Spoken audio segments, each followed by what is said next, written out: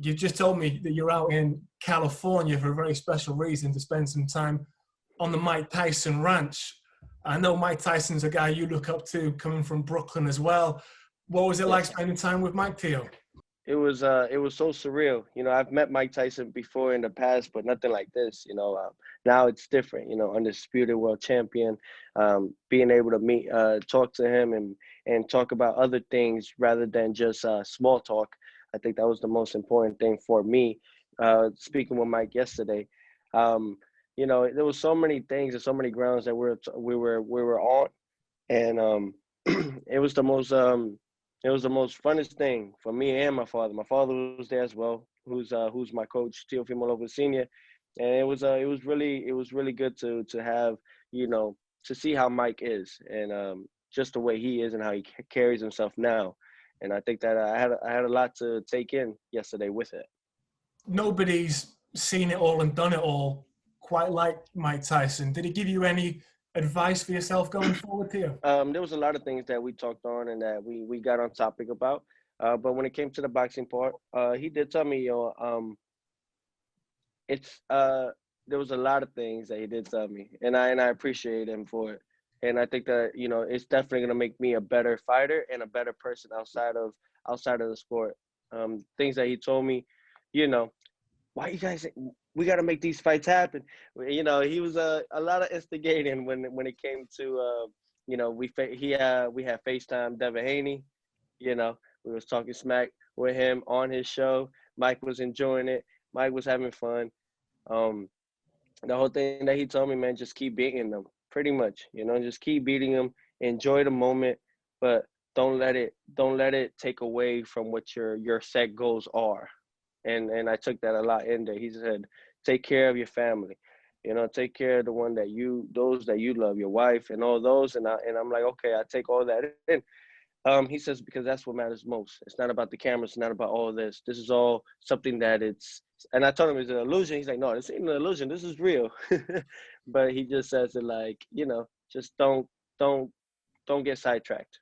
Great advice and a great guy to get it from. You guys are from the same part of New York. I'm wondering if there are certain traits you see in fighters from Brooklyn that you see in yourself and in Mike. Absolutely. I think one of them being that it's real. If they, how we are brought up or how we come about is that when we talk about certain things, we don't just talk just to sorry for my language, but we talk because we mean it. And I think a lot of people finally got to see that with the Lomachenko fight, and that's what I always picked up with how it is in New York and everything. Everyone is just, when they got something to say, they just say it, and that's how it's always been. So we have things to say, we'll say it, we'll be outspoken about it. People may not like it, but overall we back it up, and that's the most important part. Another Tyson that you're always going to be linked with from now on is Tyson Fury, after you guys with the joint Ring Magazine Fighters of the Year. Look, first of all, congratulations, because this is a big deal in the sport of boxing. The first American to win this in 9 years. So while everyone else was having the worst year they can remember, Teofimo Lopez was doing okay, wasn't he? Yes, he was, and I thank God for it. And I think that we had these opportunities to make these fights happen last year. With myself and Lomachenko, I think that was the most important thing that most likely needed to be done. You may not have been the best time, but it was the right time at the moment, and we took it. And now now all these things that we have and all the accolades now, I mean, it's just building up more and more.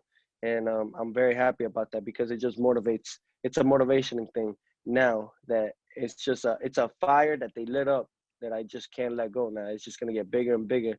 And I'm looking forward to anywhere from 2 to 3 fights this year, and with big top fighters. How long did it take for you to come down from that high of winning the fight? Because I love the celebrations. You could see how much it meant to you and your father. I thought you were going to do the people's elbow. You came in with the backflip as well. I mean, you could see it was a big deal. That was back in October. How long did it take for you to kind of settle down and get used to the fact that you are undisputed champ? this it took a while. It did take a while. It took maybe like a good month for me to end up start realizing and calculating and holding on to everything because it's a huge achievement, something that's never been done before in the sport of boxing. I'm in the history books forever, and that's something that we wanted to definitely celebrate. We finally put our name and we put our print on boxing. Our stamp on boxing, and now it's all about, okay, now that we did that, we got to keep it going. And but the whole thing, the excitement, the emotions, and it took about a good month. It took about a good month for once the Ring magazine belt came in. That's what sealed the deal. I know you thought you were going to win that fight. You were convinced. You were pushing for it. But until you beat someone like Lomachenko, you don't truly know you can do it. So I'm just wondering, the dust has settled now on that fight. What did you learn about yourself going 12 rounds with someone like Vasily? That's the best thing, that I always like to challenge myself. I think that we all need to challenge ourselves in some way, in order to get better. I'm always about getting better and how do I perfect myself to be the best fighter in the world. We fought Lomachenko, who is a tremendous fighter, was number one pound for pound on many, many, many boxing lists. And I think that, you know, what I learned from it was so much more. And that's why I wanted this fight so bad, because I know that I was going to learn something from this guy, or I was going to learn something from the fight, and that's what we did. We had a great game plan coming in, me and my coach, who's my father. We had a great game plan coming into this fight with Lomachenko.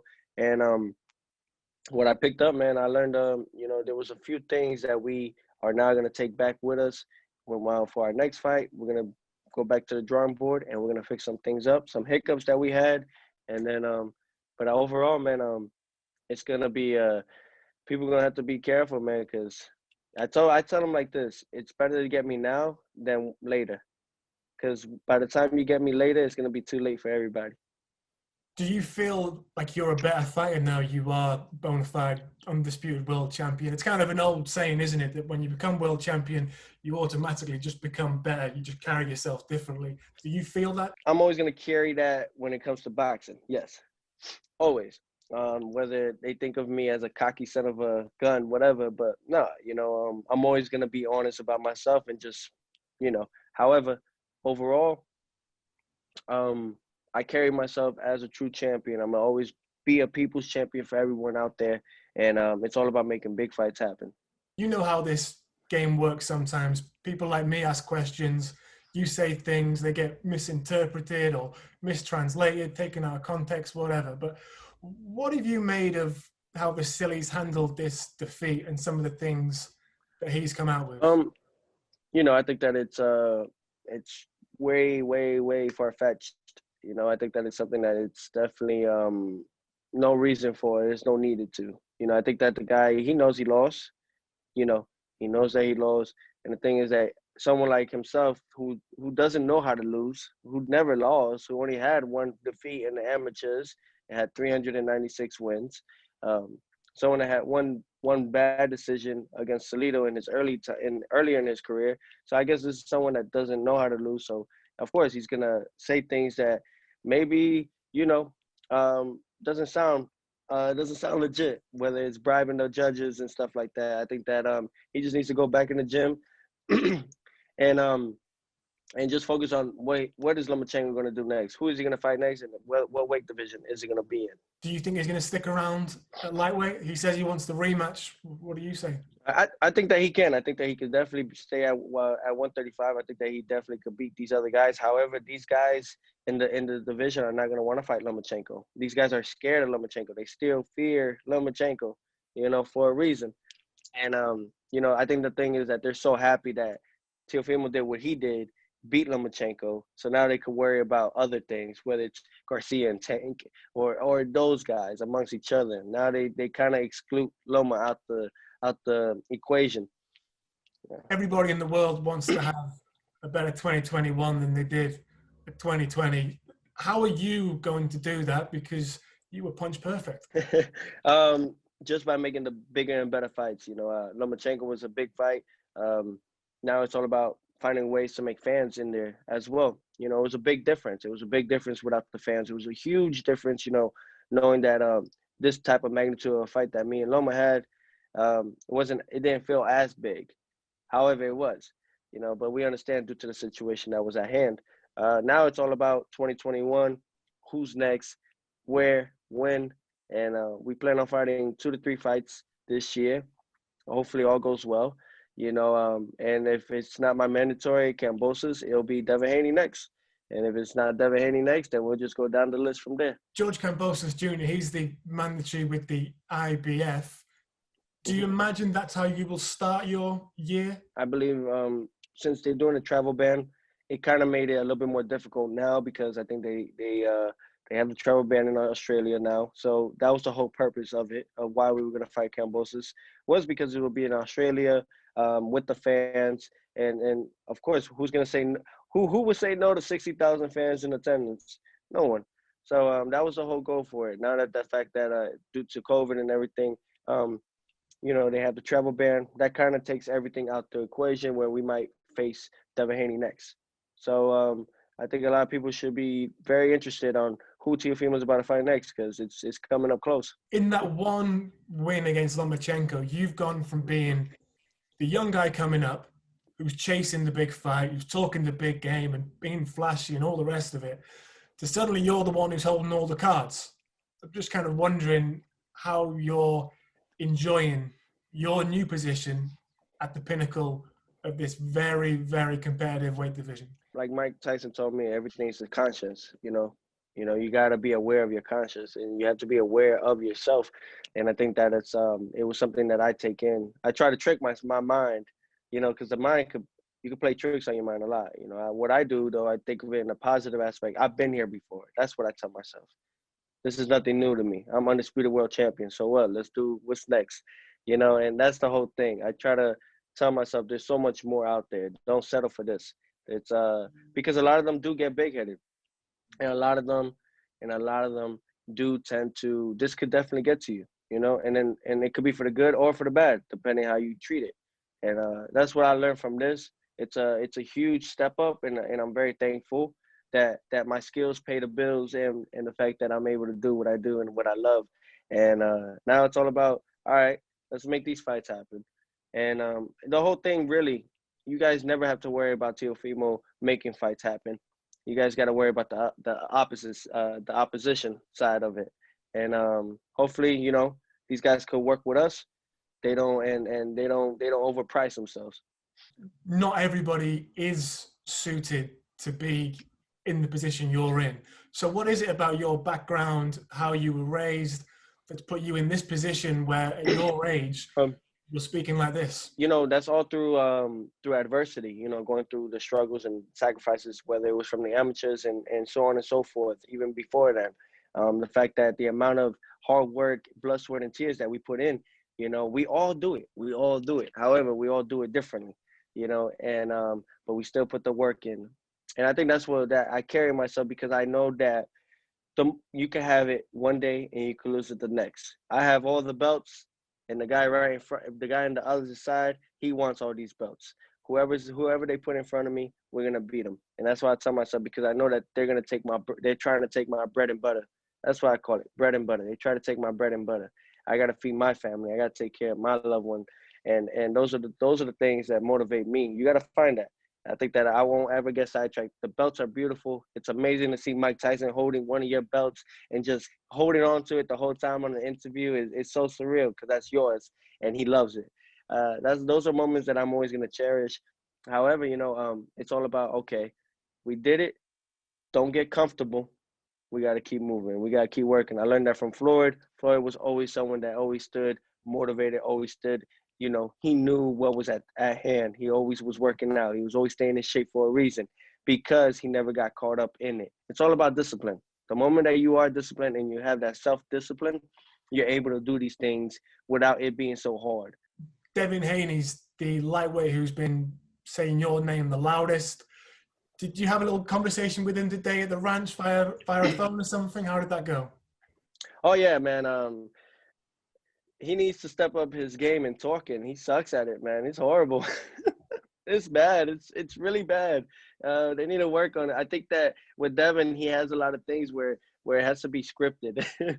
It just can't come out Some got it, some don't. Devin don't got it, but it's all right. We're gonna help him out in the process. You know, the same way we help Loma in the process, we're gonna help Devin Haney out in the process as well.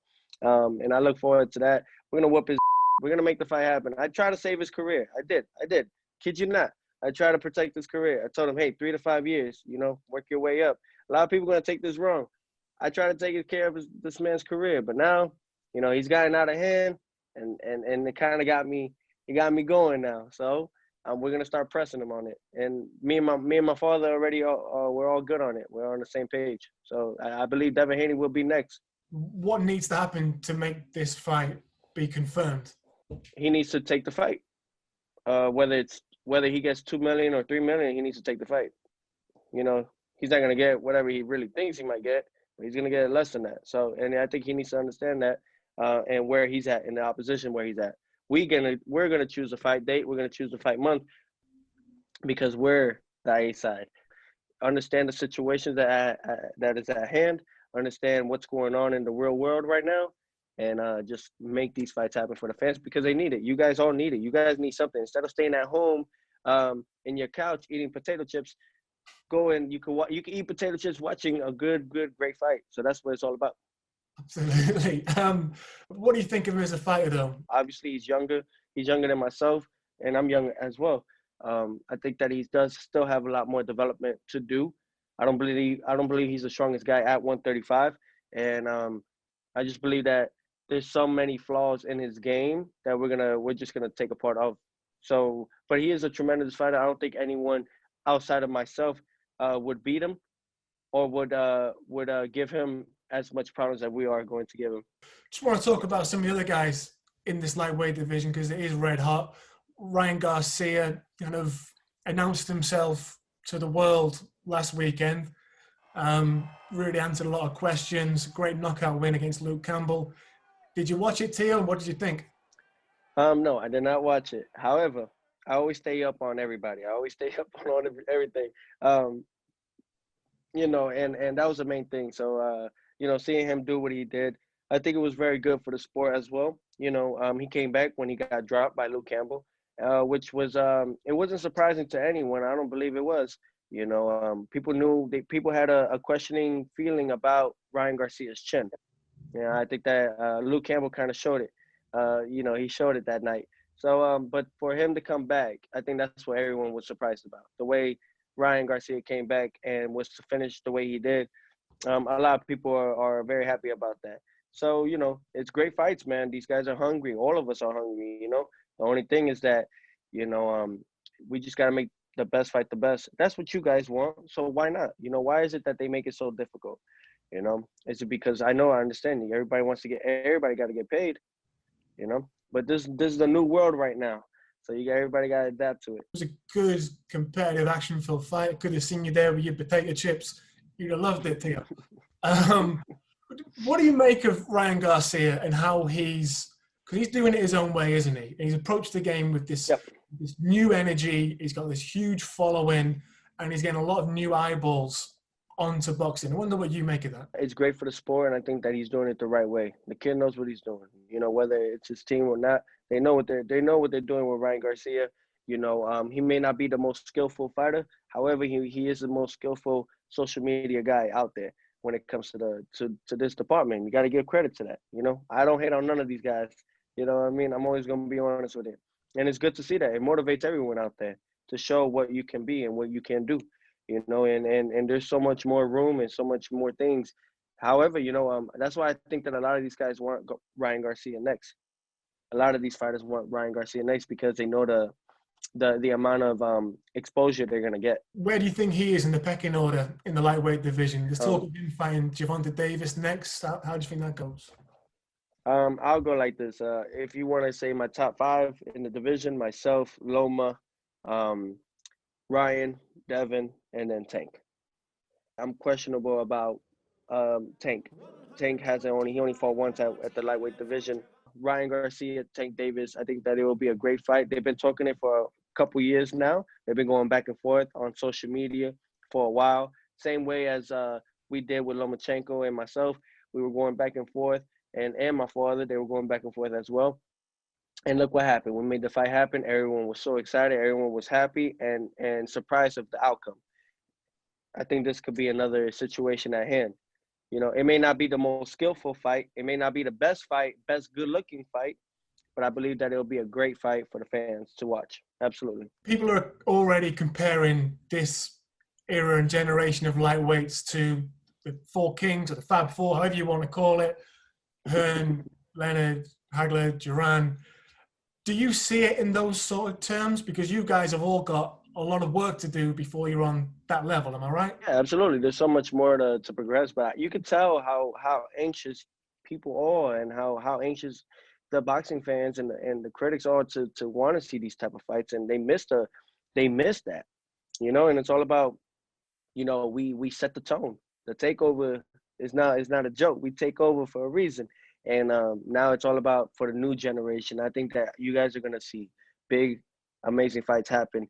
Like I said though, I hope that everyone understands you're not gonna make Mayweather money in a COVID situation right now. You're not gonna make 100 million. You're not gonna make those type of dollars.